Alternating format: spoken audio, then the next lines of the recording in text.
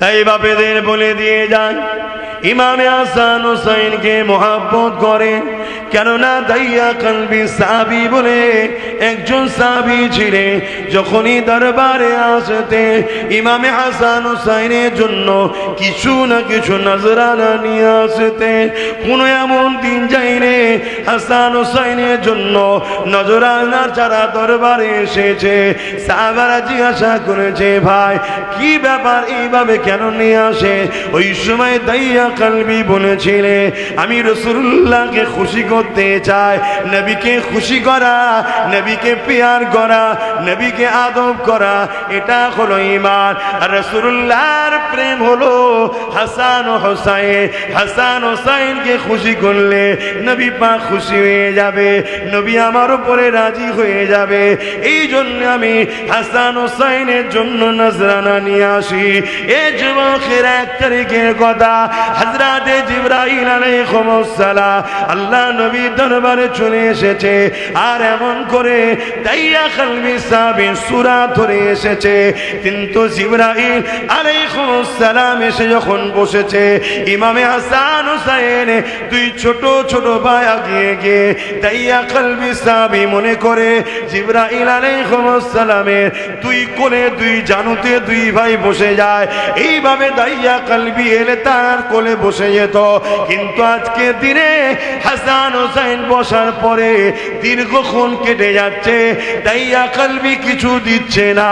কেননা এটা তো দাইয়া কলবি নয়, এটা তো জিবরাইল আলাইহিস সালাম দাইয়া কলবি সূরা ধরে এসেছে। এই জন্য হাসান হুসাইন মুখের দিকে বারবার তাকাতে লেগেছে। এই কিছুক্ষণ কেটে যাবার পর ইমামে হাসান হুসাইন উঠে গেল। জিবরাইল আলাইহিস সালাম বলতে লাগলে, ইয়া রাসূলুল্লাহ হাবিবাল্লাহ, হুজুর আমি ঠিক বুঝতে পারলাম না, হাসান হুসাইন আমার উপরে যেন একটু বিরক্ত হয়ে গেল। এ নওজওয়ানেরা, যে কথা বলতেছিলাম, হযরত জিবরাইল আলাইহিস সালাম বললেন, ইয়া রাসূলুল্লাহ হাবিবাল্লাহ, এই বাচ্চাটা যখন কাঁদতো আমাকে আল্লাহ বাবা পাঠিয়ে দিতে ফাতেমার গলা করে এই বাচ্চা দুটোকে ঘুম পাড়াতা।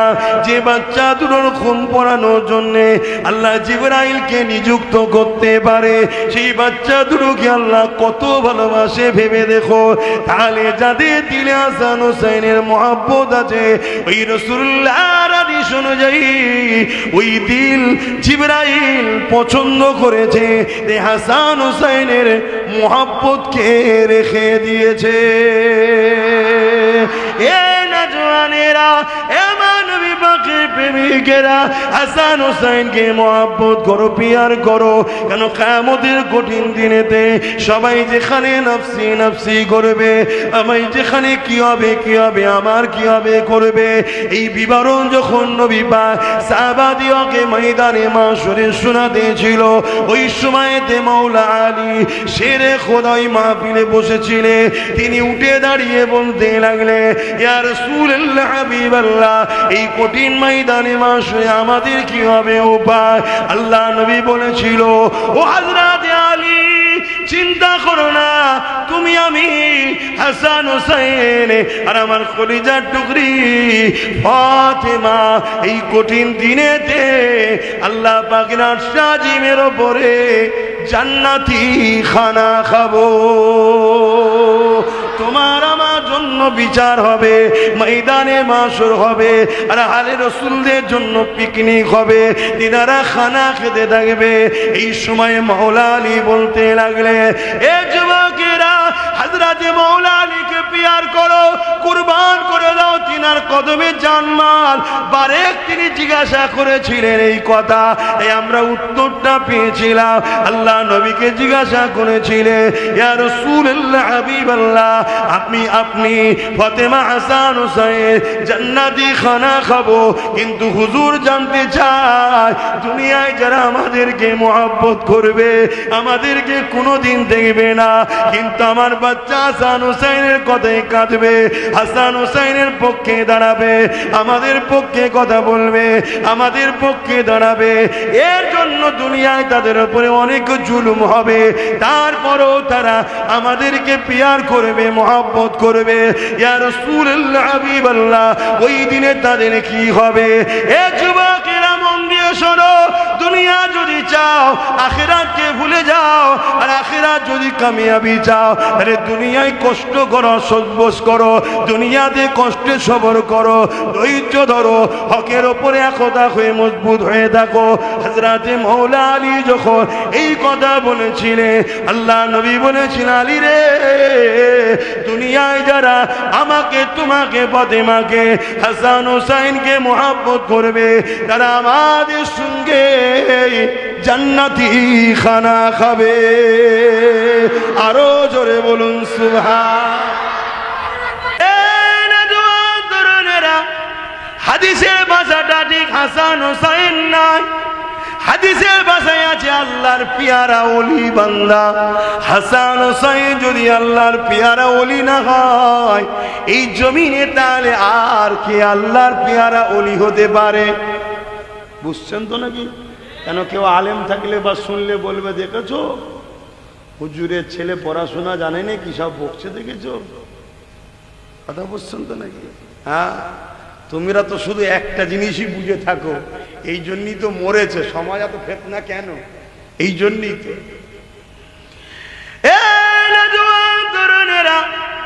আল্লাহ নবী সাহাবাদেরকে বলে, ওই সময় জিবরাইল আলাইহিস সালামকে আল্লাহ পাক আবার ডাক দিয়ে বলবে, ও জিবরাইল, জমিনে চলে যাও, জমিনে যত আমার ফেরেশতা রয়েছে, বিভিন্ন কাজে নিযুক্ত রয়েছে, সমস্ত ফেরেশতাদেরকে যে জানিয়ে দাও, আমি আল্লাহ আমার মাহবুব বান্দা অমুককে আমি ভালোবাসি, আমি অমুককে পিয়ার করেছি।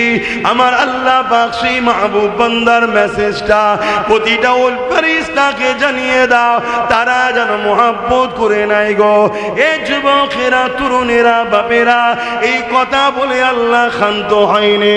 এবারে তোমার আমার জন্য পয়গাম রয়েছে, এবারে তোমার আমার জন্য মেসেজ রয়েছে, এবারে তোমার আমার জন্য খুশির খবর রয়েছে। এই জন্যই তো আব্বাস সিদ্দিকী বড় আনন্দ থাকে, একদিন না একদিন জান্নাত যাওয়া যাবে আশা রেখে আছি, কেননা হাদিসের মেসেজ দিতে লেগেছে। এই সময় আল্লাহ বলতে লাগে, এ জিবরাইল, দুনিয়া জমিনে চলে যাও, আর একটা ফেরেশতাদের টিম নিয়ে যাও।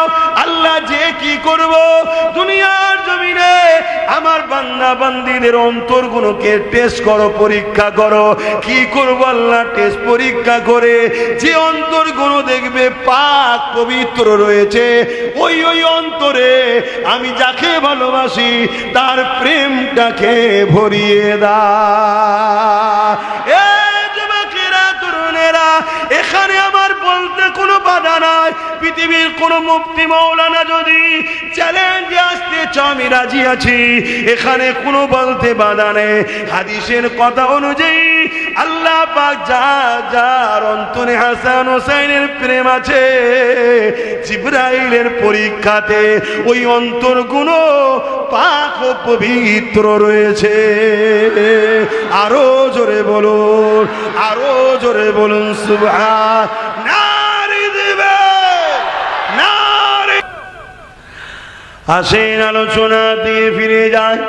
আমার ইমাম পাককে আল্লাহ পাক কি শান, কি মর্যাদা দিয়েছেন। এ নওজওয়ানেরা, ইমামে হাসান হোসেন যখন ছোট ছিলেন, আল্লাহ নবী সাহাবাদেরকে জানিয়ে দিয়েছে, এ আমার সাহাবারা, হাসান হোসেন হলো জান্নাতি যুবকদের সরদার। এ নওজওয়ানেরা, যে কথা বলতেছিলাম, হযরতে জিবরাইল আলাইহিস সালাম বললেন, ইয়া রাসূলুল্লাহ, হাবিবাল্লাহ এই বাচ্চাটা যখন কাঁদতো আমাকে আল্লাহ পাক পাঠিয়ে দিতে ফাতেমার গলা করে এই বাচ্চা দুটোকে ঘুম পাড়াতা। যে বাচ্চা দুটোর ঘুম পড়ানোর জন্য আল্লাহ জিবরাইলকে নিযুক্ত করতে পারে, সেই বাচ্চা দুটোকে আল্লাহ কত ভালোবাসে ভেবে দেখো। তাহলে যাদের দিলে হাসান হুসাইনের মহব্বত আছে, ওই রাসূলুল্লাহর হাদিস অনুযায়ী ওই দিল জিবরাইল পছন্দ করেছে, হাসান হুসাইনের মহব্বতকে রেখে দিয়েছে। এ নওজওয়ানেরা, এ নবী পাকের প্রেমিকেরা, হাসান হুসাইনকে মহব্বত করো, পিয়ার করো। কেন কিয়ামতের কঠিন দিনেতে সবাই যেখানে নফসি নফসি করবে, আমি যেখানে কি হবে কি হবে, আমার কি হবে করবে, এই বিবরণ যখন নবী পাক সাহাবাদিওকে ময়দানে মাশরে শোনাতে ছিল, ওই সময়তে মাওলা আলী শেরে খোদাই মাহফিলে বসেছিলেন। তিনি উঠে দাঁড়িয়ে বলতে লাগলে, ইয়া রাসূলুল্লাহ হাবিবাল্লাহ, এই কঠিন ময়দানে মাশরে আমাদের কি হবে উপায়? আল্লাহ নবী বলেছিল, ও হযরত আলী চিন্তা করো না, তুমি আমি হাসান হুসাইন আর আমার কলিজার টুকরি ফাতেমা এই কঠিন দিনেতে আল্লাহ পাকের আরশ আজিমের উপরে জান্নাতি খানা খাবো। তোমার আমার জন্য বিচার হবে, ময়দানে মাশর হবে, আর আলে রাসূলদের জন্য পিকনিক হবে, দিনারা খানা খেতে থাকবে। এই সময় মাওলা আলী বলতে লাগলে, এ যুবকেরা, হযরত মাওলা আলীকে পিয়ার করো, কুরবান করে দাও তিনার কদমে জানমাল। বারেক তিনি জিজ্ঞাসা করেছিলেন এই কথা, এই আমরা উত্তরটা পেয়েছিলাম। আল্লাহ নবীকে জিজ্ঞাসা করেছিলেন, ইয়া রাসূলুল্লাহ হাবিবাল্লাহ, আপনি ফাতেমা হাসান হুসাইন জান্নাতি খানা খাবো, কিন্তু হুজুর জানতে চায় দুনিয়ায় যারা আমাদেরকে মহব্বত করবে, আমাদেরকে কোনোদিন দেখবে না, কিন্তু আমার বাচ্চা হাসান হুসাইনের কথাই কাঁদবে, হাসান হুসাইনের পক্ষে দাঁড়াবে, আমাদের পক্ষে কথা বলবে, আমাদের পক্ষে দাঁড়াবে, এর জন্য দুনিয়ায় তাদের উপরে অনেক জুলুম হবে, তারপরও তারা আমাদেরকে পিয়ার করবে, মহব্বত করবে। ইয়া রাসূলুল্লাহ হাবিবাল্লাহ, ওই দিনে তাদের কি হবে? এ যুবকেরা মন দিয়ে শোনো, দুনিয়া যদি চাও আখিরাতকে ভুলে যাও, আর আখিরাত যদি কামিয়াবি চাও, আরে দুনিয়ায় কষ্ট করো, সহ্য করো, দুনিয়াতে কষ্টে সবর করো, ধৈর্য ধরো, হকের ওপরে একতা হয়ে মজবুত হয়ে থাকো। হযরতে মাওলা আলী যখন এই কথা বলেছিলেন, আল্লাহ নবী বলেছিলেন, আলী রে, দুনিয়ায় যারা আমাকে, তোমাকে, ফাতেমাকে, হাসান হুসাইনকে মহব্বত করবে, তারা আমাদের সঙ্গে জান্নাতি খানা খাবে। আরো জোরে বলুন সুবহান। বলতে লেগেছে, ইয়া রাসূলুল্লাহ হাবিবাল্লাহ, তুমি মাফ করবে, আমাকে একটু সুযোগ দেন, বাচ্চা দুটোকে কিছু খেদমত করার সুযোগ দেন। এ নওজওয়ান তরুণেরা, আল্লাহ নবী বললেন, জিবরাইল রে, তুমি কিছু মনে করো না, বাচ্চা দুটো তোমাকে জিবরাইল তো বুঝতে পারেনি।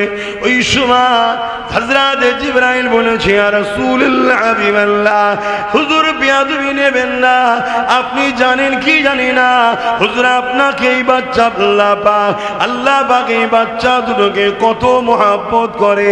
ইয়া রাসূলুল্লাহ হাবিবাল্লাহ, যখন এই বাচ্চা দুটো গভীর রাত্রে কেঁদে ওঠে, যে সময় খাতুনে জান্নাত তাহাজ্জুদের নামাজে দাঁড়িয়ে যায়, এ যুবকেরা শুনে রেখে দেন, আমার আল্লাহ হাসান হুসাইনকে কত ভালোবাসে। তুমি নামাজ পড়তে পারো, তুমি রোজা রাখতে পারো, তুমি হজ করতে পারো, অবশ্যই কোনো ভালো কাজ তখন ভালো হবে যখন আল্লাহর পেয়ারা বান্দাকে তুমিও ভালোবাসতে পারবে। কিন্তু তুমি যদি নামাজ, রোজা, দাড়ি, টুপি রেখে আল্লাহর পেয়ারাকে ভালোবাসতে যদি না পারো, মনে রেখে দিও দিও তুমি বরবাদ হয়ে যাবে। কারণ ইবনে মাজাহ শরীফের হাদিসের মধ্যে রয়েছে, যখন কোন বান্দাকে আল্লাহ পাক ভালোবেসে না, ওই সময় জিবরাইলকে ডেকে বলতে লাগে, ও হযরতে জিবরাইল রে, এই দিকে শোনো। হযরতে জিবরাইল চলে আসে, আল্লাহ পাক বলতে লাগে, জিবরাইল অমুক এলাকার অমুক বান্দাটাকে আমি আল্লাহ তাকে ভালোবেসে নিয়েছি। জিবরাইল শোনার পরে বলতে লাগে, ও রব্বি আল্লাহ পাক আমার জন্য কি খবর রয়েছে? আল্লাহ পাক বলতে লাগে, জিবরাইল রে, আমি যাকে ভালোবেসেছি তুমিও তাকে ভালোবেসে না।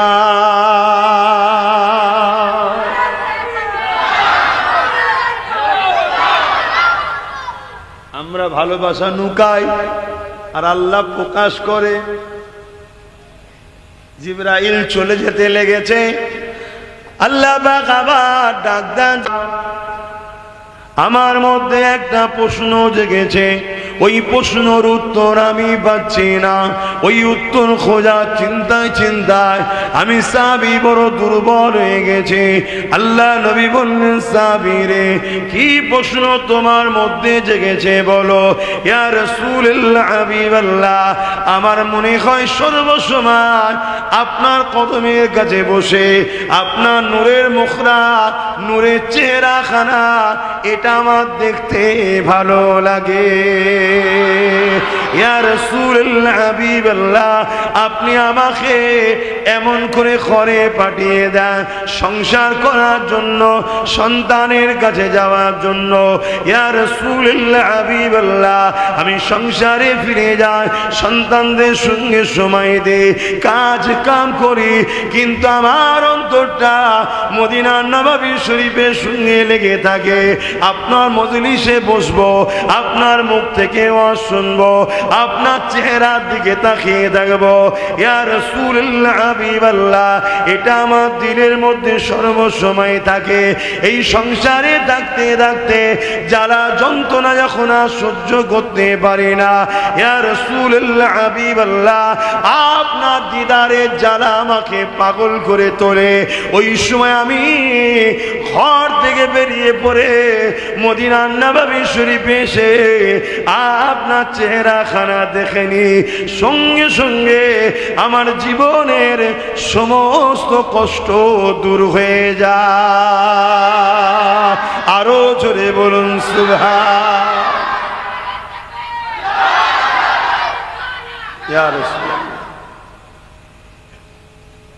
একটা মানুষ, জিবরাইল এদিকে আসো, যাও মিকাইলকে, ইসরাফিলকে, আজরাইলকে জানিয়ে দাও, আমি যাকে ভালোবেসেছি তারাও যেন তাকে ভালোবেসে না।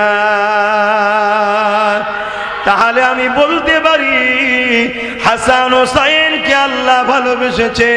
এ জিবরাইল, ইসরাফিল, মিকাইল, ইসরাইলকে যে জানিয়ে দাও হাসান হোসাইনকে তারাও যেন ভালোবেসে না। জিবরাইল সাল্লাম চলে গেলেন, যে জানালেন, আল্লাহ আবার ডাক দিয়েছে, জিবরাইল তার এদিকে আসো। আবার এসে হাজির হয়েছে। আল্লাহ পাক কি হুকুম আছে? জিবরাইল রে, পুরো আসমানে যত ফেরেশতা আছে সবাইকে যে জানিয়ে দাও আল্লাহ হাসান হোসাইনকে ভালোবাসে, সবাই যেন ভালোবাসে। জোরে বলুন সুবহানাল্লাহ। এই দিবে ইমামে হাসান হোসেন, ইমামে হাসান হোসেন, ইমামে হাসান হোসেন। আমরা এজিদের দিকে না, যার দিলে এজিদের প্রেম আছে তার মানে আল্লাহ এবং ফেরেশতাদের কাতারে ওই দিল হলো নাপাক, অপবিত্র। হতে পারে সে হাজি, হতে পারে সে নামাজি, হতে পারে সে বড় স্কলার, বড় মুফতি। কি হয়েছে? ইবলিসের থেকে বড় নয় তো। এই ইবলিস বড় শিক্ষিত ছিল, জানেন তো জানেন না? ইবলিস জমিন আসমানের এমন কোন জায়গায় নেই যে সেজদা দিয়েছে। এই যে আমরা সব বলতে সব ইবলিসের সেজদা দিয়ে আছে, শুনছেন? তা কি হয়েছে? তো কি হয়েছে, ইবলিস এলে কি গলায় ফুলের মালা দেবেন নাকি? হ্যাঁ, জুতোর মালা দেবো শয়তানকে। কেন? ও শয়তান আল্লাহর ঘোষিত বেঈমান কাফের হয়ে গেছে, তাই তো নাকি? কেন কাফের হলো? অহংকার করে আদম নবীকে সম্মান করলেন। শুধু অহংকার নয়, অহংকার তো আমাদেরও অনেকে করে। কাফের বলে নাকি আল্লাহ? কাফের বলেছে নাকি অহংকারীকে? না, কাবিরা গুনাহগার বলেছে, বরবাদ হয়ে যাবে বলেছে। কিন্তু ইবলিস অহংকার করে আদম নবীকে সম্মান তাজিম করেনি। তা আদম নবীকে সম্মান তাজিম না করার দরুন যদি 6 লক্ষ বা 7 কোটি বছর ইবাদত বন্দেগী করা, ফেরেশতাদের উস্তাদিগিরি করা, জান্নাতে যখন খুশি যাওয়া আসা এন্ট্রি হওয়া, এরকম যদি ভিআইপি ছিল, তাকে যদি আল্লাহ বলে বেরো কাফের আমার দরবার থেকে, তাহলে আমাদের স্কলার গুলো যদি ইমাম হোসাইনের বিরুদ্ধে যে এজিদের পক্ষে যায়, এ গুলো কি আল্লাহ কি বলবে? আয় জান্নাতে দেবো? কি গো বলবেন তো? কথা বলছেন না? আপনারা কি এজিদদের মৌলানার সাথে সম্পর্ক আছে নাকি? কথা বলছেন না কেন?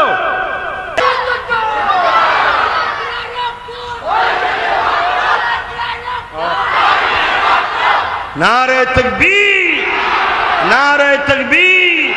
কোরআন ও সুন্নাহ, কোরআন ও সুন্নাহ, দ্বীন ইসলাম, ইমামে হাসান হুসাইন নারী দেবে।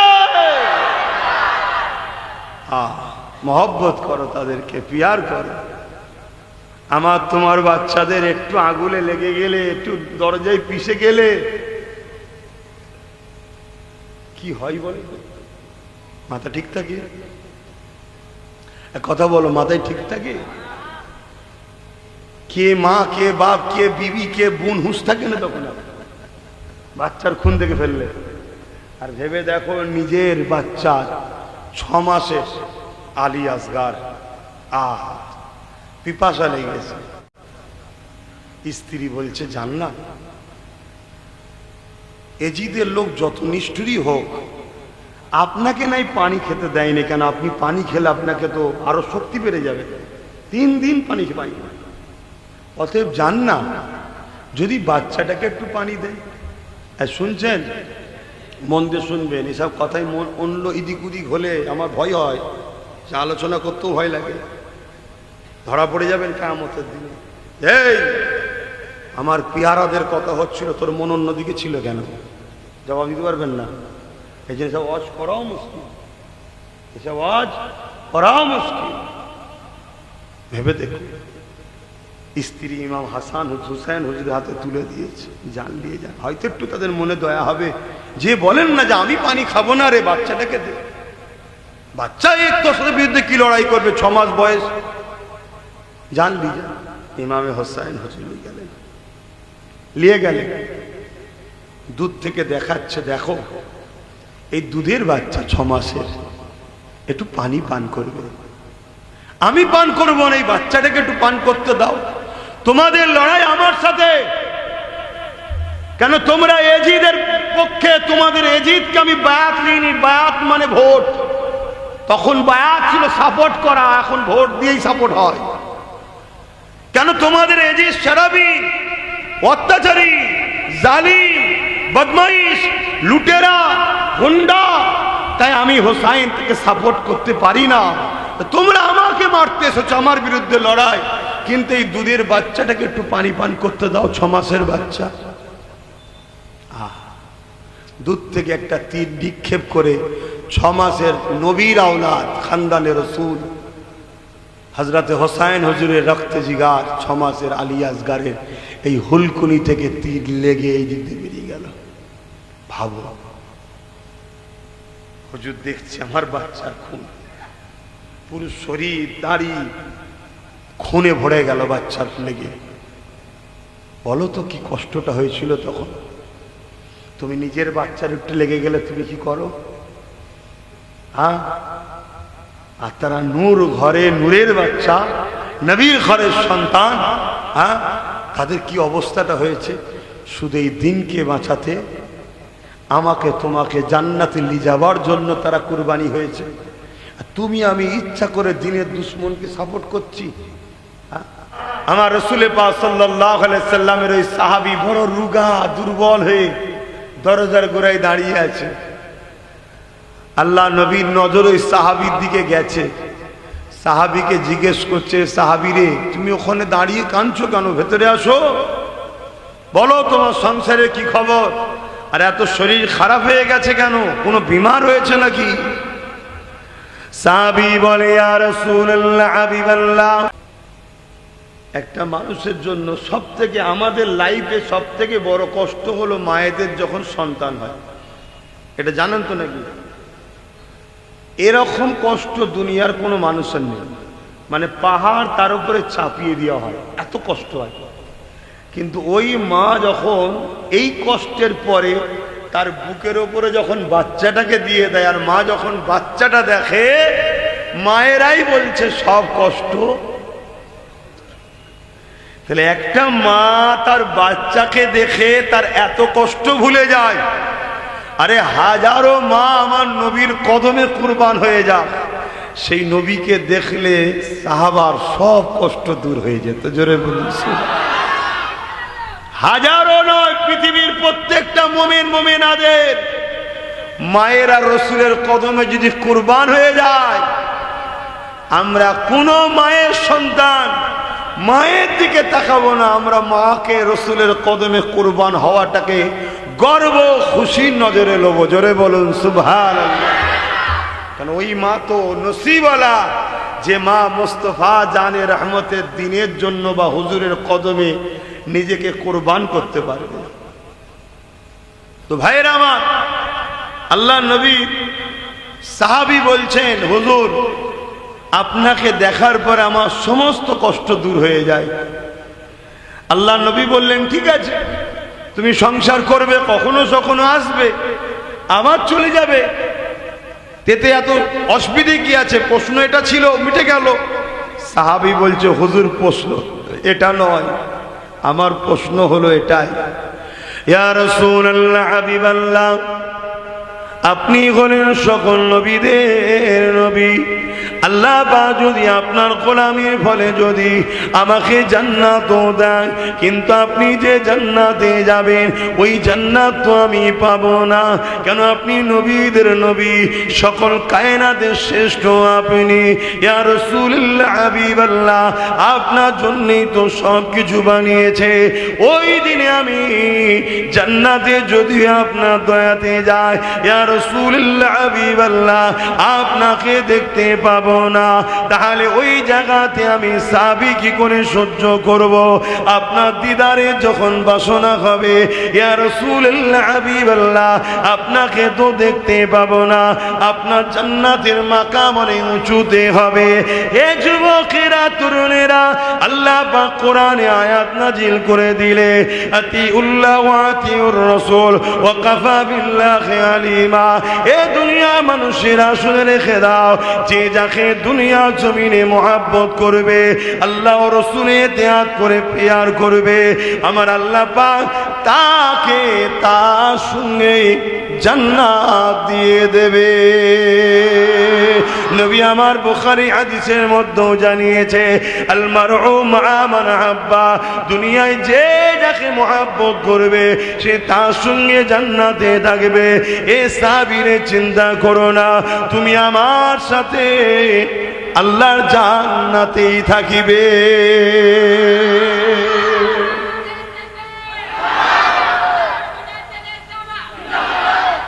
তাহলে জান্নাতীকে ভালোবাসলে জান্নাতে তার সাথে থাকবে, আর জাহান্নামীকে ভালোবাসলে একটু বলবেন তো, একটু বুঝে বুঝে কাজ করা দরকার আছে না? নাই, হ্যাঁ, একটু বুঝতে কাজ করতে হবে।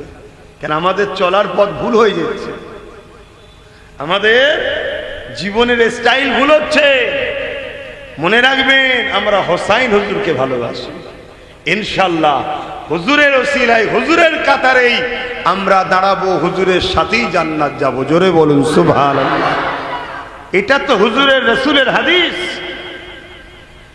কিন্তু হোসাইনিকে ভালোবাসি বললে শুধু মুখে তো হবে না। ইমাম হোসাইন পাক কে ছিলেন? জালিম ছিলেন? একটু আওয়াজ দেবেন। তাহলে আমরা কি জালিম হতে পারবো? ইমাম হোসাইন পাক কি লুটেরা ছিলেন? আমরা কি হতে পারবো?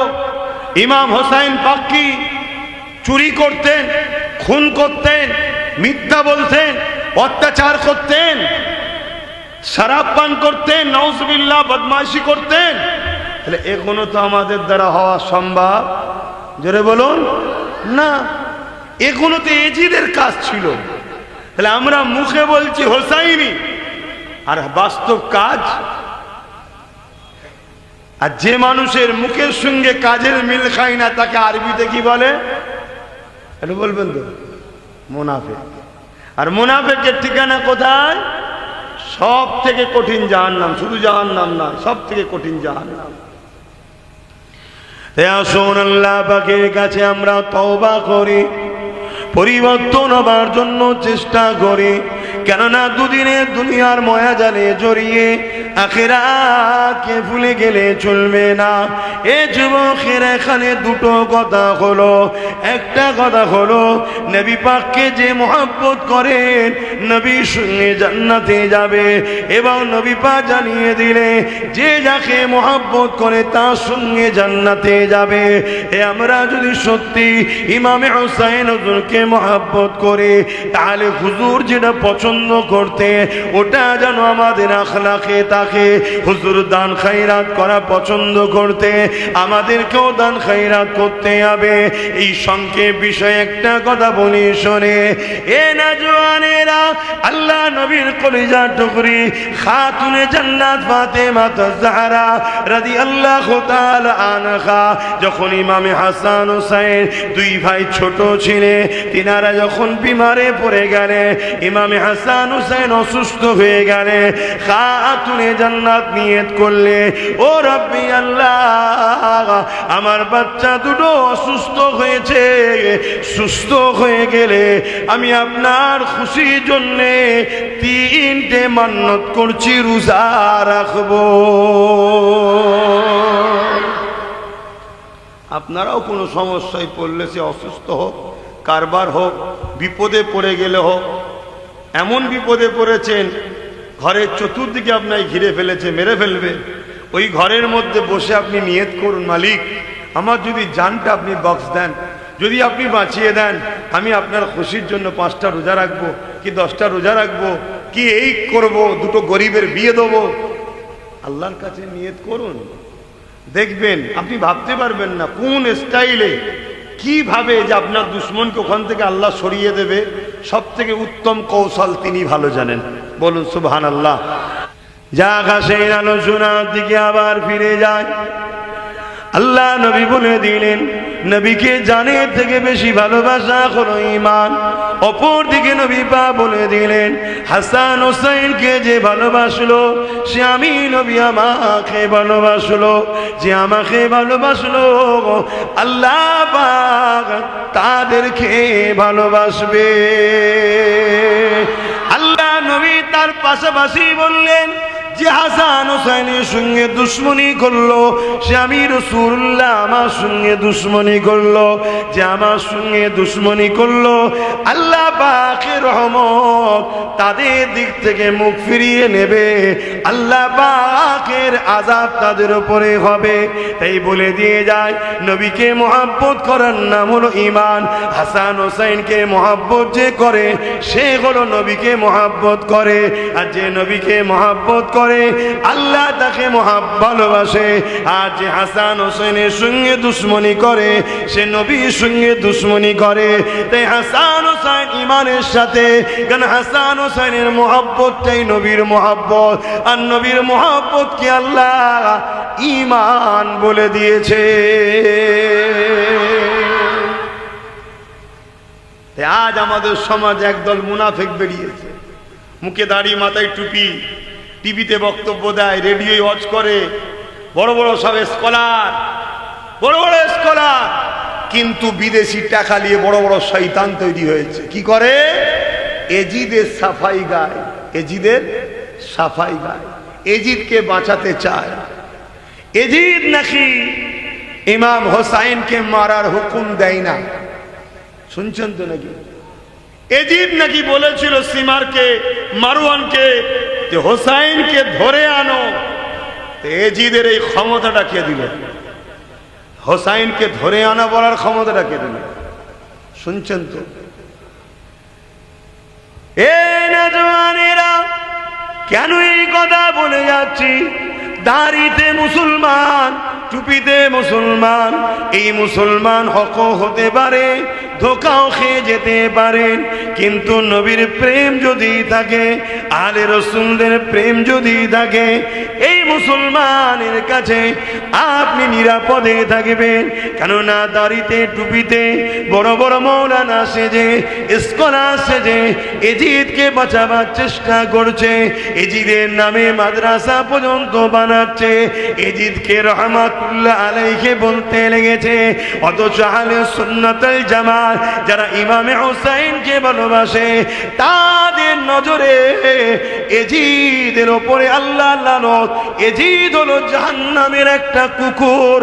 কারণ এজিদ আল্লাহ নবীর নওয়াসার সঙ্গে বিয়াদবি করেছে। শুধু বিয়াদবি করেছে তা নয়, আল্লাহ নবীর শহর মদিনা নববী শরীফের ওপরে এজিদ বিয়াদবিও করেছে। ইতিহাস গাওয়া দিতে লেগেছে। এজিদ এমন করে 10,000 সৈন্যকে মদিনার জমিনে পাঠিয়েছিল, পাঠিয়ে বলেছিল তোমাদের জন্য মদিনাকে 3 দিন হালাল করে দিলাম। ইতিহাস সাক্ষী দিচ্ছে ওই এজিদের সৈন্যগণ মদিনার জমিনে এসে সাহাবা হুজুরদের পরিবারদের উপরে নানানভাবে অত্যাচার করেছে। যাদের পায়ের পাতা পর্যন্ত কখনো কেউ দেখেনি, তাদেরকে বেপর্দা করেছে, বেউজ্জতি করেছে। এ যুবকেরা, তরুণেরা, এমনকি আমার নবীর প্রিয় নববী শরীফ, ওই মদিনা নববী শরীফের মসজিদের ভেতরে এজিদের এই 10,000 বাহিনী উট দুম্বা বেঁধে, খচ্চর গাদা খোরা বেঁধে, তার মধ্যে পিশাব পায়খানা করিয়ে 3 দিন নামাজ কামন আজানকে বন্ধ করে দিয়েছে। অতএব লানাতুল্লাহ, আল্লাহর লানত এজিদের ওপরে। এই এজিদকে যারা বাঁচাতে চাইবে তারা হলো মুনাফিক, বেঈমান, কোনো সন্দেহ নাই। ঠিক তো নাকি গো? তাই একটু সতর্ক করাচ্ছি। কেন? ঈমান যতদিন আছে আমাদেরকে মিটাতে চাইলো আমরা মুচকে যেতে পারি, ভেঙে কিন্তু যাব না। শুনছেন তো নাকি? ঈমান আমাদের পাওয়া। তা তোমার উচিত হবে উলামাদের মধ্যে থেকে খেয়াল করা কোন উলামা তোমাকে নবীর সাথে জুড়তে চাইছে, আহলে রসুলদের সাথে জুড়তে চাইছে, তাকে তুমি মজবুত করে ধরো। শুনছেন তো নাকি? নামাজে টানছে, ভালো কাজ, ওর মধ্যে নিয়ত খারাপও থাকতে পারে। রোজায় টানছে, ভালো কাজ, কিন্তু গড়বড়ও থাকতে পারে। কোরআন পড়ার দিকে টানছে, ভালো কাজ, কিন্তু গড়বড়ও থাকতে পারে। কিন্তু যে আপনাকে রাসূলুল্লাহর দিকে ডাকবে, আর কোরআনটা হলো মুহাম্মদ রাসূলের লাইফ স্টাইল, অতএব নবীকে যে চিনেছে সে কিন্তু হাকিকতে কোরআন জেনেছে। জোরে বলুন সুবহানাল্লাহ। মনে রাখবেন, সে কিন্তু আপনাকে সলিড দিকে টানলো। কথা মাথায় ঢুকছে তো না? ভুল বুঝালেন। আবার বলবেন কোরআনের দিকে ডাকলে ভুল কি করে হয়? তাহলে একটু শোনা দরকার তো নাকি? হ্যাঁ, এই পৃথিবীতে একটা দল রয়েছে যাদের নাম হলো খারিজি। নাম শুনেছেন কি জানি না, তাদেরও মুখে দাঁড়িয়ে আছে, মাথায় টুপি রয়েছে, তারাও নামাজ পড়ে, রোজা রাখে, তারাও কোরআন পড়ে, তারাও দ্বীনি জ্ঞান রয়েছে। কিন্তু তারা শুরু হয়েছিল হযরতে শেরে খোদা মাওলা আলীর সময়তে। তারা কি করেছিল? মানুষের দরে দরে দরে দরে গিয়ে কোরআন দেখিয়েছিল, কোরআন দেখো, কোরআন দেখো, কোরআন মানো, আলীর কথা মেনো না। এ দুনিয়ার মানুষেরা সাধারণ মানুষকে বোঝাতে লাগলো, তোমরা কোরআন মানবে না আলী মানবে? কোরআন তো আল্লাহর কথা, আলী তো আল্লাহর বান্দা। সাধারণ মানুষ বিভ্রান্তির মধ্যে পড়ে গেল। হ্যাঁ, আল্লাহ তাকে যদি আল্লাহ এইভাবে গলায়, আর নবী সেজদায় যেতেন, হাসান হোসেন নবী পাক সাল্লাল্লাহু আলাইহি ওয়াসাল্লামের পিঠে উঠে দুদিকে পা দিয়ে নানার পিঠে লাফাতেন। শুনছেন? কখনো কখনো নবী পাক হাত দিয়ে আস্তে করে ধরে এক এক করে তাদেরকে নাবাতেন, তারপরে মাথা তুলতেন। আর আমাদের এলাকায় ফতোয়া দিচ্ছে নবীর কথা মনে পড়লে নাকি নামাজ হবে না, আর নবী পিঠ থেকে হাসান হোসেনকে নামাচ্ছে, নেবিয়ে নামাজ হচ্ছে। শুনছেন তো নাকি? কোথা আমাদেরকে গোমরাহ করছে দেখুন। আর আমার যুবকরা বাইরে বাইরে কাজ করতে গিয়ে নতুন নতুন ধর্ম শিখে এসছে, এলাকায় মারপিট হচ্ছে। ধর্ম নতুন শিখুনি, তোমার বাপ দাদু পূর্বপুরুষ যে লাইনে ছিল সে লাইনেই থাকো। দিন যত যাচ্ছে জাহান্নামের দিকে দুনিয়া হু করে যাচ্ছে। আর ভালো হবার লাইন এখন খারাপের লাইনই বেশি, পুরাতনটাই ভালো, নতুনটার ভালো নয়। মন দিয়ে শোনো, এমনও সময় গেছে, হাদিস পাক প্রমাণ দিচ্ছে, আল্লাহ নবী সেজদায় পড়েছে তো সেজদায় পড়ে আছে, সেজদায় পড়ে আছে। প্রথম কাতারে এক সাহাবীর মধ্যে বলছেন, আমার মনের মধ্যে হওয়া শুরু হলো, এ আমাদের নামাজির মধ্যে কেউ মুনাফিক ছিল না তো, যে সেজদায় গেছে আর হুজুর কুটে শহীদ করে দেয় না? এত লম্বা সেজদা কেন, এত লম্বা সেজদা কেন? আবার মনে হচ্ছে নবী পাকের কাছে কোনো ওহী এসে গেল নাকি লম্বা সেজদার জন্য? কারণ ওহী এলে তো সাহাবারা জানবে না। তো সাহাবা হুজুরের মধ্যে কনফিউজ হতে হতে বলছে যে আমি মাথা তুলে একবার দেখার চেষ্টা করলাম।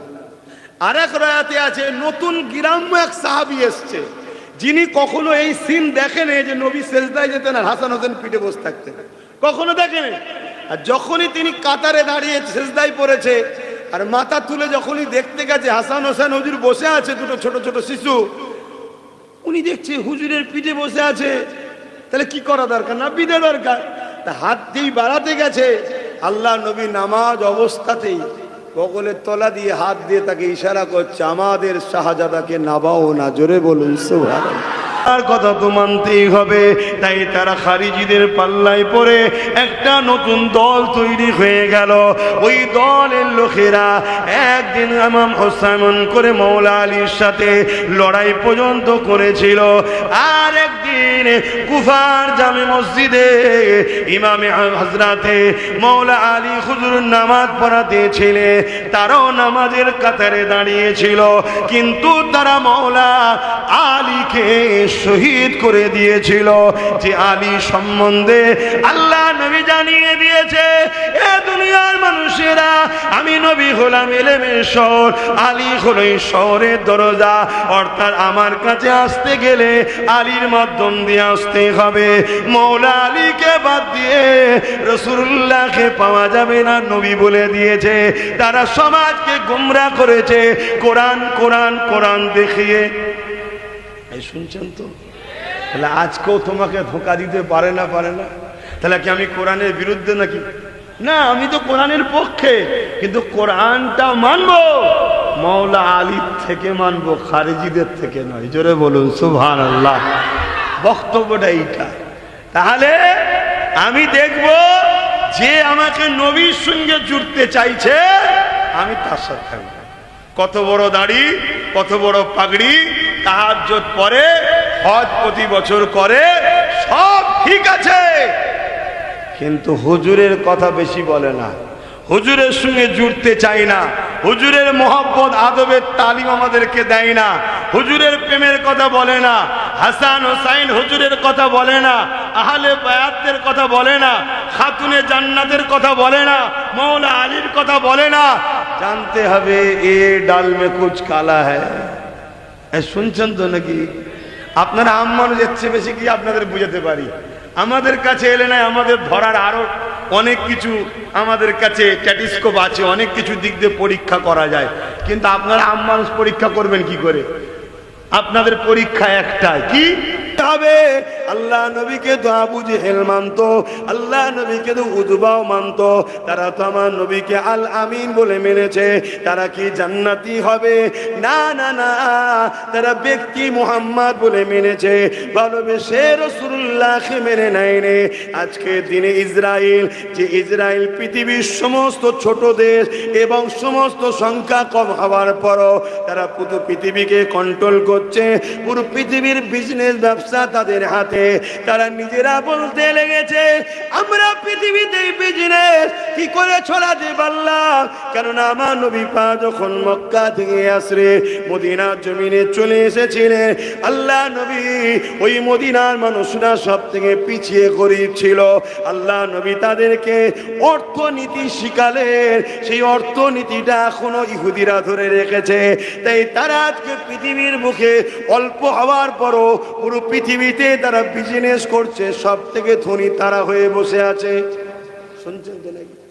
তারাও আমার নবীকে মানছে, ফলো করছে না, করে না, কিন্তু মহব্বত করে করে। তাহলে শুধু মানার নাম ঈমান নয়, রসুল জেনে আদব ও মহব্বতের সাথে মেনে নেবার নাম ঈমান। তা ফাত্তাবিউনির আন্দার এর মধ্যেই ভালোবাসা বলুন লুকানো রয়েছে। আল্লাহ বা বললেন ইউহিব্বুকুমুল্লাহ, যারা আমার হাবিবকে ইত্তেবা করে অনুসরণ করে মেনে নেবে, ইউহিব্বুকুমুল্লাহ, আমি আল্লাহ তাদের ভালোবাসবো। তাহলে কি বললো? আমি আল্লাহকে যারা ভালোবাসে, এটা যদি সত্যবাদী হয়, এদের কাজ হবে প্রথমে রসুলকে ইত্তেবা করে ভালোবেসে মেনে নেয়, তাহলে আমি আল্লাহ তাদেরকে ভালোবাসবো। ব্যাপারটা হচ্ছে হাদিস পাকের মধ্যে আছে, ভালোবাসা শুরুটা আল্লাহর পক্ষ থেকে হয়। বান্দার ক্ষমতা নাই যে আল্লাহকে ভালোবাসতে পারে। আল্লাহ বান্দাকে প্রেম করে, বান্দাকে তখন ভালোবাসার তৌফিক দেয় আল্লাহ, তখন বান্দা আল্লাহ তাআলাকে ভালোবাসতে পারেন। কথা মাথায় ঢুকছে? এই জন্য রসুল বললেন, হাসান হোসাইনকে যারা ভালোবাসে তারা আমি নবী আমাকে ভালোবাসলো, আর আমাকে যারা ভালোবাসবে আল্লাহ তাদেরকে ভালোবাসবে। অপরদিকে হাসান হোসাইনের উপরে কেউ যদি দুশ্মনী রাখে, তারা আমি রসুল আমার উপরে দুশ্মনী রাখলো, আর যারা আমার উপরে দুশ্মনী রাখে আল্লাহ তাদের উপরে দুশ্মনী রাখে। কথা শুনছেন? সেই হাসান হোসাইন হুজুর দুজনাই শহীদ হয়েছে, দুজনাই শহীদ হয়েছে। শহীদ দুই ধরনের হয়, একটা শহীদে রূহ আর একটা শহীদে জিসম। একটা জিসমানি শহীদ, একটা রুহানি শহীদ। ইমামে হোসাইন হুজুরের জিসমানি শহীদ হয়েছে, ইমামে হাসান হুজুরের রুহানি শহীদ হয়েছে। কথা বুঝে আসছে? আধ্যাত্মিক, অভ্যন্তরীণ আর বাহ্যিক দুটো সাইড থাকে প্রতিটা জিনিসের। এলেমেরও দুটো সাইড আছে প্রতিটা জিনিসের। আপনি যেটাই দেখবেন, আমরা মানুষ, আমাদেরও দুটো সাইড। একটা শরীরের বাহ্যিক চামড়া, আর একটা ভেতরের অংশ, হাড়, গোস্ত, রগ, রিসা, কিডনি টিডনি, কত কি আছে, দুটো সাইড। তো যা কত ডিপে আলোচনা নয়। এ যুবকেরা, তরুণেরা, এমন নবী পাকের প্রেমিকেরা, আর একটুখানি আগে যায়। ইমামে হাসান হোসাইনকে আল্লাহ নবী কত ভালোবাসতেন। এই যে হাসান হোসাইন হুজুরের কথা শোনাচ্ছি, এতে কি আপনাদের কোনো অসুবিধা হচ্ছে নাকি? অনেকের আবার ধারণা হতে পারে যে আচ্ছা, হাসান হোসাইনের কথা শুনে আমরা কি করব? শুনছেন তো নাকি? আপনি নামাজের কথা বলবেন, রোজার কথা বলবেন। হাই রে দুঃখ মুসলমান, তোরা নামাজ চিনলি, আর নামাজের নামাজ যাকে আল্লাহ করেছে সে হাসান হোসাইনকে চিনলি না। হাসান হোসাইনকে আল্লাহ নামাজের নামাজ করেছে। জোরে বলুন সুবহানাল্লাহ। এই যে ঈশার নামাজ হলো, ইমাম হোক আর মুসল্লি হোক, সবাই ওই নামাজে আল্লাহুম্মা সাল্লি আলা মুহাম্মাদ ওয়া আলা আলি মুহাম্মাদ বলতে হয়েছে। কি হয়েছে না হয়নি? হ্যাঁ, তা নামাজ কবুল করাতে গেলেও আলে রসুলদের ওপরে সালাম দরুদ পড়তে হচ্ছে। জোরে বলুন সুবহানাল্লাহ। তাহলে নামাজের নামাজ করেছে আল্লাহ। আমরা সেই হাসান হোসেনের কথা শুনতে কষ্ট হয়। আবার অনেকে তো হুজুরদের কথা শুনে কাঁদে, অনেকে আবার বলে কাঁদার কি আছে? আরে কাঁদাটা তো হলো নবীর সুন্নাত। জোরে বলুন সুবহানাল্লাহ। হাসান হোসেনের জন্য তো নবী কেঁদেছে, কেঁদেছে না, কাঁদে না? হ্যাঁ, একদিন নবী আমার ইমামে হাসান হোসেনকে নিয়ে মদিনা নববী শরীফের মধ্যে যেখানে সাহাবা সাহাবে সুফারা থাকতেন, ওই মেম্বারে থেকে বেরিয়ে বারান্দায় বসে এমন করে হাসান হুসাইনকে কোলে নিয়ে আল্লাহ নবী কাঁদে, আর চোখের পানি হাসান হুসাইনের গায়ে পড়ে। এ যুবকেরা, তরুণেরা, বাপেরা, সাহাবা হুজুররা জিজ্ঞাসা করলে, ইয়া রাসূলুল্লাহ, হাবিবাল্লাহ, আপনি বাচ্চা দুটোকে বড়ই মহব্বত করেন, আমরাও জানি, কিন্তু আজ এত কাঁদছেন কেন? আল্লাহ নবী জানিয়ে দিলে, এ বাবা সাহাবারা, আমার এই দুই বাচ্চাকে বড় নির্মমভাবে শহীদ করা হবে। একজন শহীদ হবে 20 পাশে পানের ওসিলায়, আর একজন শহীদ হবে আমার উম্মতের এক অংশ, তারা তাদের ক্ষমতা দখলের জন্য আমার এই বাচ্চা হোসাইনকে কারবালায় শহীদ করবে, তাদেরকে পানি পর্যন্ত দেবে না। আল্লাহ নবী সব বিবরণ বলতে লেগেছে, এই জন্যে তাদের জন্য কাঁদতে লেগেছে। তাহলে নবী পাক হাসান হুসাইনের ওয়াকিয়া কি ঘটবে ওটা জেনে নবী কেঁদেছে। আমরাও যদি হুজুর দেশে ওয়াকিয়া শুনে কাঁদি, মনে রাখবেন রাসূলুল্লাহর সুন্নাত পালন হবে। আজ তো সমাজে একদল মুসলমান বেরিয়েছে, তারা ইমামে হাসান হুসাইনের পক্ষে আলোচনা করে না, এজিদকে বাঁচাবার জন্য আলোচনা করে। কেউ কেউ তো আবার এজিদকে রহমাতুল্লাহ আলাইহিও বলে, কেউ কেউ বলে এজিদের কোনো দোষ ছিল না, কেউ কেউ আবার এজিদের নামে মাদ্রাসাও করছে। শুনছেন আব্বাজানেরা? এরাও বলে আমরাও মুসলমান, এরা বলে কি আমরাও মুসলমান। আর আল্লাহ নবী বলছেন ৭৩টা দল হবে মুসলমানদের মধ্যে, ৭২টা দল হবে জাহান্নামে, একটা মুসলিম দল জান্নাতে যাবে। কটা? জোরে বলছেন? তাহলে কটা মুসলমানদের মোট দল হবে? ৭৩টা। মোট কটা? ৭৩। তার মধ্যে জাহান্নামে যাবে কটা? ৭২। ৭২ দলেই নামাজ থাকবে, ৭২ দলেই দাড়ি টুপি থাকবে, কোরআনের শিক্ষা, হাদিসের শিক্ষা, মসজিদ, মাদ্রাসা, রোজা, হজ, যাকাত, দান, খায়রাত সব থাকবে, তারপরেও জাহান্নামে যাবে। সাহাবারা জিজ্ঞেস করলেন, হুজুর তাহলে কারণ কি? আল্লাহ নবী বললেন, তাদের অন্তরে আমি নবী আমার হাইয়া থাকবে না, আদব ও ভক্তি ভালোবাসা থাকবে না। শুনছেন? যদি নবীর ভালোবাসা কারো অন্তরে থাকে, সে কখনো এজিদের পক্ষপাতিত্ব নিতে পারে? সে কখনো এজিদের নামে মাদ্রাসা করবে? এজিদকে রহমতুল্লাহ বলবে? হ্যাঁ। আর একটা কথা আপনাদের শুনিয়ে দিই, কেন আখেরি জামানা তো, এজিদের ছেলে আপনাদের এলাকাতেও আসতে পারে, এসে হয়তো বুঝাতে পারে, না না এজিদকে আপনারা এত বড় বড় কথা বলেন কেন, তার কি দোষ ছিল? হোসাইন কি দরকার ছিল কারবালায় যাবার? শুনছেন না শোনেন না? আপনাদেরকে গোমরা করতে পারে। এক জাররা পরিমাণ নামাজ কাজা হলে কাবিরা গুনাহ হয়, আর ইমাম হোসাইনের সাথে বিয়াদবি হলে বেঈমান কাফের হয়। ইমাম হোসাইন ইমানের সাথে সম্পর্ক, নামাজ ইমানের সাথে নয়। নামাজ ইমানের পাত্রের মধ্যে নেকি, শুনছেন তো? আর ইমানের পাত্রটার সঙ্গে ইমাম হোসাইনের সম্পর্ক আছে, খুব সাবধান হয়। ইমান ঠিক করেন। আজ আমরা মার খাচ্ছি, মসজিদ কম নেই রে বাপ, নামাজি কম নেই। আগে মনে হয় এই এলাকায় হয়তো ২-৫টা মসজিদ পাওয়া যেত, কি সন্দেহ আছে? আজ থেকে ১০০ বছর পিছিয়ে যান, ২-৫টা মসজিদ পাওয়া যাবে কি সন্দেহ ছিল? আর এখন এই ১০০ বছরের মধ্যে এই এলাকায় মনে হয় ১-১৫০ মসজিদ বেরিয়ে পড়বে। আমার কি বলা ভুল হয়ে গেল নাকি? তাহলে সারা দিচ্ছেন না কেন? মসজিদের অভাব নেই, তো মসজিদ আছে তার মানে নামাজি বেড়েছে। হ্যাঁ, কিন্তু মসজিদ করে কি করবেন? কারবালায় তো এজিদরাও নামাজ পড়েছিল, পড়ে না? তারাও তো তাবু দিয়েছিল, তারাও তো আজানে বলেছিল আশহাদু আন্না মুহাম্মাদার রাসূলুল্লাহ, তারাও বলেছিল। আর আমাদেরও মসজিদ এখন আশহাদু আন্না মুহাম্মাদার রাসূলুল্লাহ হচ্ছে। বুঝতে হবে জিনিসগুলো, শরীয়তকে, শুধু হই হই করলে হবে না।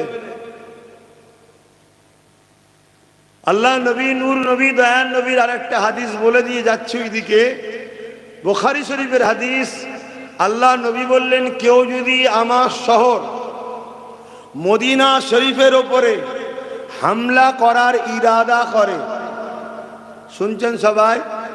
আল্লাহ নবী বললেন, কেউ যদি আমার শহর মদিনা শরীফের ওপরে হামলা করার ইরাদা করে, হামলা করেনি, শুধু ইরাদা করেছে, আল্লাহ পাক তাকে জাহান্নামে এইভাবে গলাবে যেমন সীসা আগুনে দিলে গলে।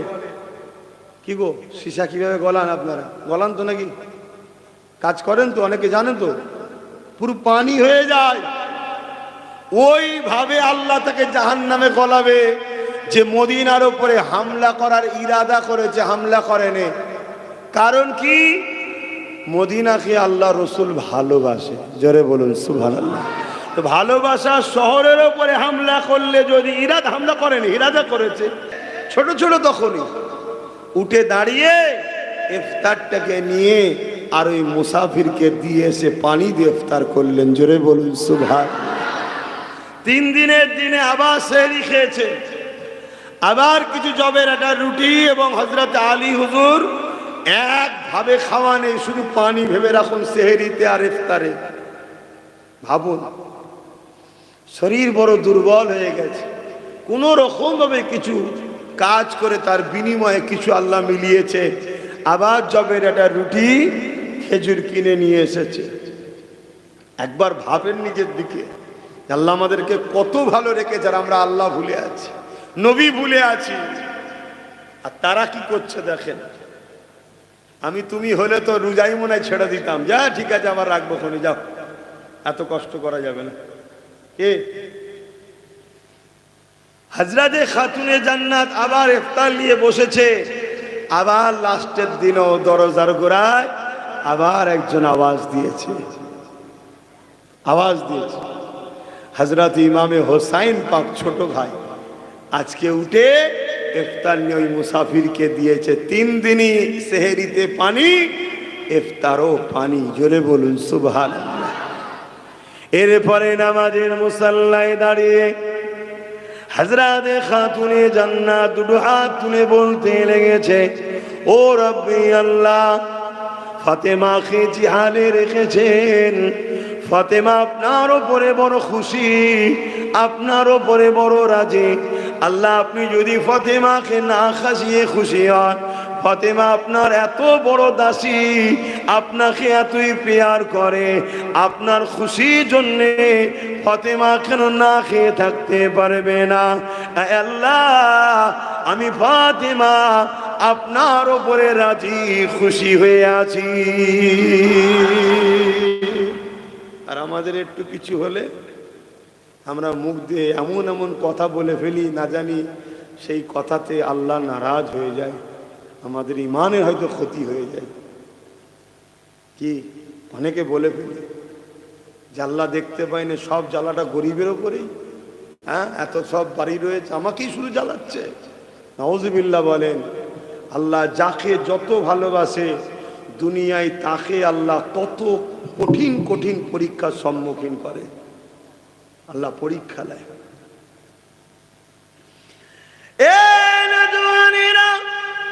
আরো 1 তারিখের কথা বলি। আল্লাহ নবী নবী দয়া নবী এমন করে পেটে 3 দিন পাথর বেঁধে রেখেছে, কিছু খাওয়াইনি। আল্লাহ নবী নবী দয়া নবী, ভেবে দেখুন পুরো পৃথিবীকে আল্লাহ খাওয়াইছে নবীর ওসিলায়। बेशक देने वाला मौला अल्लाह, मगर पूरा कायनात में बढ़ते गए हमारे मुस्तफा। बुखारी शरीफ अल्लाह बोलছেন আর আমার রাসূল বলছেন আনা কাসিমুন আল্লাহু ইউতি बनाने वाला मौला बेशक अल्लाह है, बढ़ते मेरे मुस्तफा কামলিওয়ালা। এই জন্য বোঝাবার জন্য বলছে আমার নবী পাক পেটে পাথর বেঁধে আছে, 3 দিন খাওয়া হয়নি। একজন গরীব এসে আল্লাহ নবীকে বলতে লাগলেন, ইয়া রাসূলুল্লাহ হাবিবাল্লাহ, আমার 2 দিন খাওয়া হয়নি। আল্লাহ নবী পেটে পাথর তুলে দেখায়, বাবারে আমার 3 দিন হয়নি, তথাপি আল্লাহ পাক আমাকে জিহালে রেখেছে, আলহামদুলিল্লাহ।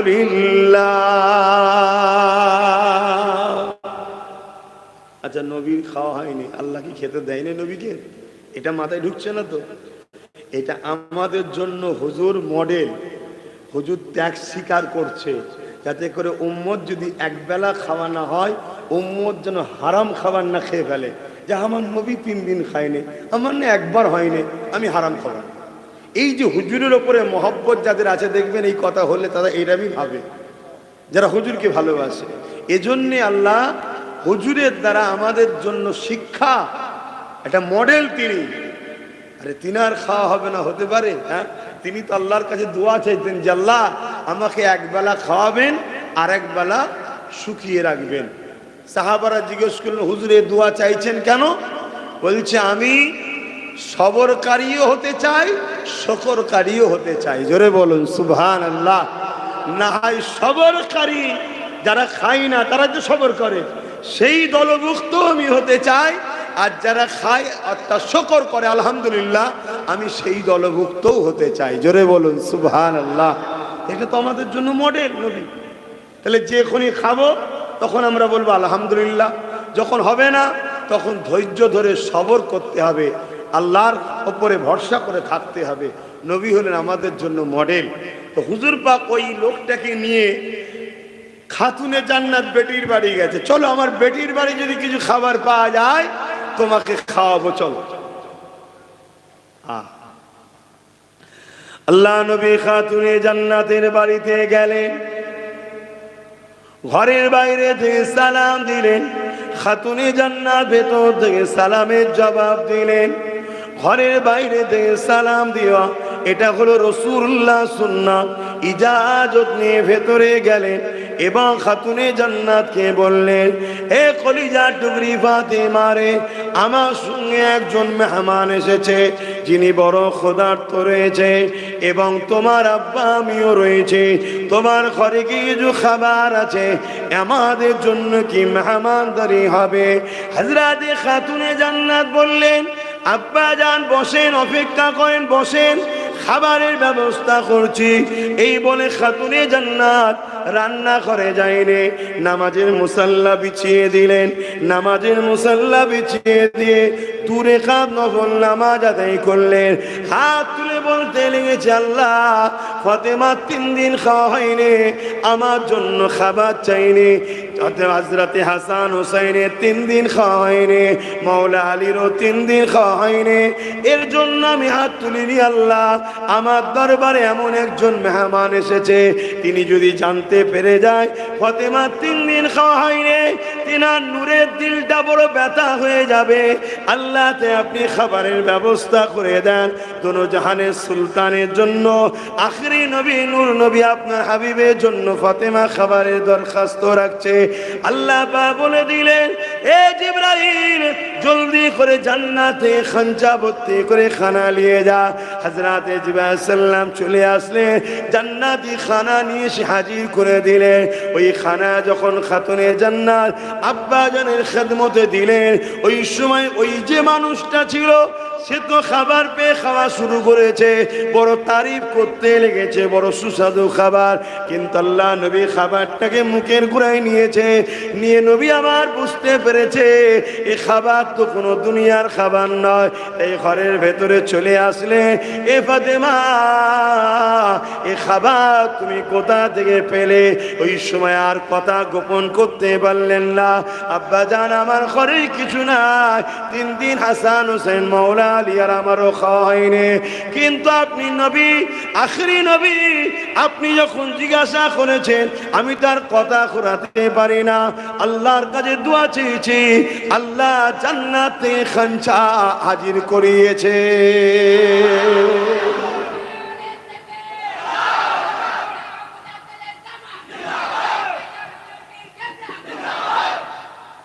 তাহলে তারা চাইলে আল্লাহ দেবে না? দেবে না। কিন্তু তারা আল্লাহর ফাইসাল্লার উপরে নিজেকে কন্ট্রোল রেখে রাজি হয়েছে যে আমার মালিক যখন আমায় 3 দিন খাওয়ায়নি, এতে যদি আমার মালিক খুশি হয় তাহলে আমি কেমন মালিকের দাস দাসী যে আমি আমার মালিকের জন্য 3 দিন শুকাতে পারবো না কেন? কথা কিছু বুঝতে পারছেন? এই ছিল তিনাদের টেন্ডেন্সি, তিনাদের আল্লাহর উপরে ভালোবাসা, আল্লাহর উপরে তিনাদের এই মহব্বত। না হয় আমার নবী পাক সাল্লাল্লাহু আলাইহি সাল্লাম, আম্মা জান আয়েশা সিদ্দিকা, কথাটা এসেছে বলে একটু যাচ্ছে এইদিকে, একদিন নিজের ঘরে ডাকলেন যে হুজুর একটু ঘরে আসেন। আল্লাহ নবী বলেন, আয়েশা আমি একটু ব্যস্ত আছি, পরে আসছি। আল্লাহ নবীকে বলে, হুজুর বিয়াদবি নেবেন না? একটু জরুরি কথা আছে। আল্লাহ নবী ভেতরে গেল, যাওয়ার পরে আম্মা জান আয়েশা বলছেন, হুজুর আমার কাপড় ছিঁড়ে গেছে। শুনছেন? আল্লাহ নবী বলে, আয়েশা তালি দিয়ে পড়ো। যার জন্য কুল কায়নাত, लौ लका लमा खलक़तुल अफ़लाक, सबसे पहले खुदा ने जिसको बनाए, जिसके खातिर हार कुछ से खुदा ने बनाए हैं, সেই নবীর স্ত্রী যখন বলছে হুজুর আমার কাপড় ছিঁড়ে গেছে, আল্লাহ রসুল বললেন তালি দিয়ে পড়ো। হযরতে খাতুনে জান্নাত বলছেন, হুজুর আমি তালি দিয়ে পড়ছি। আল্লাহ নবী বললেন, তাহলে তুমি যদি বলো দোয়া করে দিচ্ছি উহুদ পাহাড় সোনা হয়ে যাবে, তোমাকে মালিক বানিয়ে দেবো, যদি দুনিয়া চাও, আর যদি আখিরাত চাও তাহলে আরো তালি দাও। আম্মা জান হযরত আয়েশা হুজুর বলে, হুজুর বিয়াদবি মাফ করবেন, আমি তালি দিয়েই পড়ছি, আমি দুনিয়া চাই না, আমি আখিরাতই চাই। কিন্তু তালি যে দেবো, সেলাইটা যে করব, ঘরে বাতি জ্বালাবার মশলাও নাই। আপনাকে ডেকেছি, আপনার চেহারার জ্যোতিতে দেখুন আমার ঘর আলো, আমি এখন সেলাই করে তালিটা দেবো কাপড়ে, এই জন্য হুজুর আপনাকে ডেকেছি। জোরে বলুন সুবহানাল্লাহ। এখানে দুটো কথা, হুজুর হলেন নূর, হুজুরের শরীর থেকে আলো জ্যোতি যেমন বেরোচ্ছে দেখছেন, এটাকে আরবিতে নূর বলে, ইংলিশে লাইট বলে, বাংলায়